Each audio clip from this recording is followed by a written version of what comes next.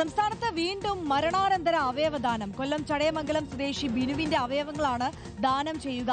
ഹൃദയം, കരൾ, വൃക്കകൾ, നേത്രപടലം എന്നീ അവയവങ്ങൾ ദാനം ചെയ്യും. മാർച്ച് 10-നാണ് വാഹനാപകടത്തിൽ ബിനു മരിച്ചത്. ആതിര വിവരങ്ങളുമായി ചേരുന്നു. ആതിര, ഒരു വശത്ത് ദുഃഖമാണെങ്കിൽ മറുവശത്ത് പ്രതീക്ഷയാണ്. ഒരുപാട് പേർ അവയവദാന രംഗത്തേക്ക് കടന്നു വരുന്നു.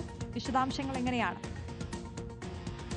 അശ്വതി ആര്യ, എല്ലാ കാലത്തും അവയവദാനത്തിൽ പുതുചരിത്രം കുറിച്ച ചരിത്രമാണ് കേരളത്തിന്, സംസ്ഥാനത്തിന് പറയാനുള്ളത്. കഴിഞ്ഞ രണ്ടാഴ്ചക്കിടെയാണ് ആലിൻ ഷെറിൻ എബ്രഹാം എന്ന 10 മാസം മാത്രം പ്രായമുള്ള കുരുന്ന് ഈ ലോകത്തെ വിട്ടുപോയത്. അതായത് 4 പേർക്ക് പുതുജീവിതമേകിയാണ് ആലിൻ ഷെറിൻ ഈ ലോകത്തെ വിട്ടുപോയത്. അതിന് പിന്നാലെയാണ് സംസ്ഥാനത്ത് വീണ്ടും മരണാനന്തര അവയവദാനം എന്ന വാർത്ത വരുന്നത്.